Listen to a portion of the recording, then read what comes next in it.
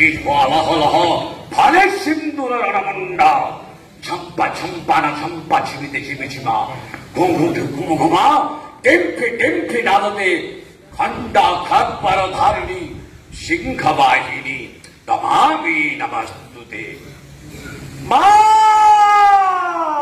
ब्रह्मोत्कुलभव पवित्र भुजवंशी मेरा श्रेष्ठ उत्तालक पुत्र उग्र सेनासुत मोहि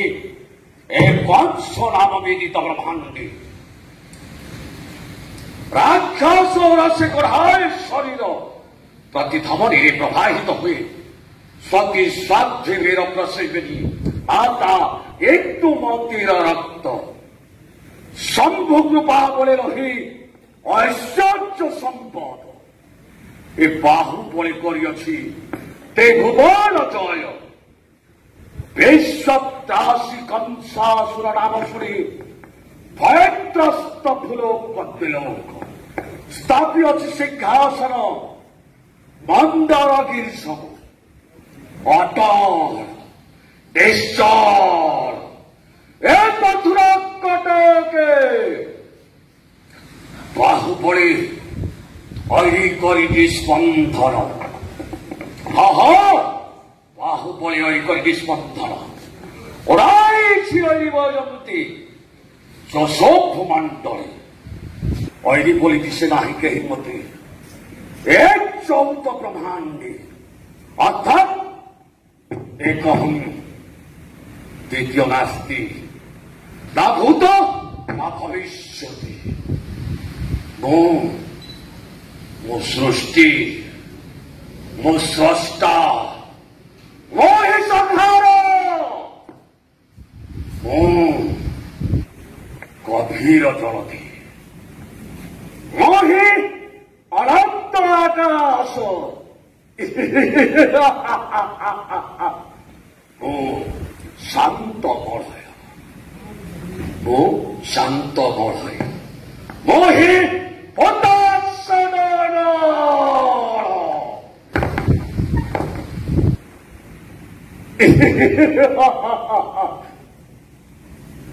प्रचंड प्रतापशाली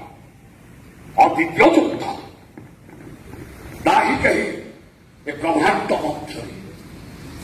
दरिद्र कुबेर रंग सुनाशिव मर्कट कंदर्प स्वच्छ तेज दिशे मते दीपप्राय दासिका निश्वास मोर अणचाश बाई कुंभ परिमणे शपथ समुद्र आउ रेणु परिमणे मेरुगिरी ठेला परिमणे 14 ब्रह्मांड चंद्र लागे मते दर्पण पड़ाए आउ से देवगुरु बृहस्पति मूर्ख प्राय हुई प्रतीत तेणु बोलाए मुझे धरा पृष्ठर द्वितीय ईश्वर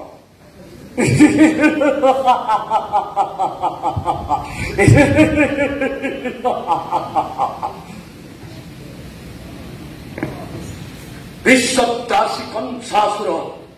ते भुवनत्रास दिग्विजय संतानकारी घोर घरघराणी नापरी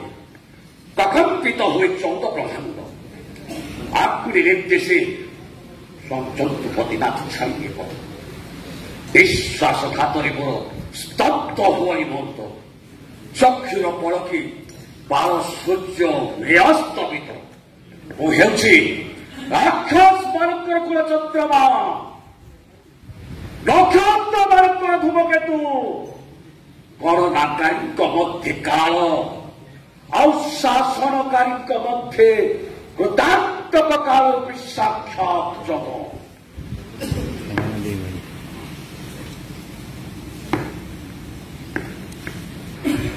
ठीक यही समय गोकर्ण पर्वत शिखरे कहीं अंकिरा नदी विजय बल आरंभिकी तप के सहस्र बरस कर तपस्या नाही कलना तापरे रूप ब्रह्मा मंत्र भय जमाग्रस्त भूपतिर गर्भ ध्वंस कर शांत कर शशागर करा अष्टादश पद्म सद्य शपथ वंश जादव सर्वेर अंग ସମୁଦ୍ର କଲ୍ଲୋଳ ସବ ଗରଜି ଭୀଷଣ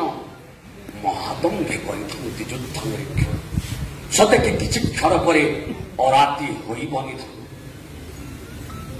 କିନ୍ତୁ ବିଡ଼ମ୍ବନାର ବିଷୟ ମହାମନ୍ତ୍ରୀ ସେହି ଅଙ୍ଗିରା ନଦୀ ବିଜୟ ବନରେ ରୂପ ବ୍ରହ୍ମ ମନ୍ତ୍ର ବଳେ ସାଧ୍ୟ କଲି ସହମଲ୍ଲଭୀରେ ପ୍ରାପ୍ତ ହେଲି ପୂତନା ସୁନ୍ଦରୀ ସହିତ ସହମଲ୍ଲ ମନରେ ଦୁଃଖ ନାହିଁ ସୁଖ ନାହିଁ ଅକସ୍ମାତ ଦେବର୍ଷି ନାରଦ ସମ୍ମୁଖେ ଉପସ୍ଥିତ ହେଲେ ମୋର ଅବଧିକରେ ଯାହା ମହାମନ୍ତ୍ରୀ ତା ପୂର୍ବରୁ ଯେତେବେଳେ ନ ଜାଣିବା ପରେ ସାକ୍ଷାତ ହୋଇଲି ଚାହିଁଲି ଦୁର୍ମିଳ ପର୍ବତ ଶିଖରେ ସେହି ଦୁର୍ମିଳ ରାକ୍ଷସ ସହିତ ଦ୍ୱନ୍ଦ୍ୱ ବିହାରୀ କରିଲି ସଂଗ୍ରାମ ଯୁଦ୍ଧେ ପରାଜିତ କଲି ମମ ଭାବରେ ହତ୍ୟା କରି ପିଣ୍ଡ ପ୍ରାଣ ଛାଡ଼ିବା ସମୟରେ ସେହି ଦୁର୍ମିଳ ରାକ୍ଷସ କହିଥିଲା ଏ କଂସ ତୁ ଗୋଟାଏ ଚାର ଏ ଗୋଟାଏ ଚାର ଶବ୍ଦ ପାଇ କଂସର ଜୀବନ ଦାଧିକାରୀ ଆସିଲା ନୂତନ ପରିବର୍ତ୍ତନ ଏ କଂସ ପ୍ରାଣ ପୃଷ୍ଠରେ ସୃଷ୍ଟି ହେଲା ଗୋଟାଏ ପରାତ୍ମକ ଚରିତ୍ର ମହାମନ୍ତ୍ରୀ ତେଣୁ ଦେବର୍ଷି ନାରଦ ପ୍ରଭୁ ଦେଲେ ବୋଧେ ସେହି ଦୁର୍ମିଳ ରାକ୍ଷସ ମୋର ମାତାର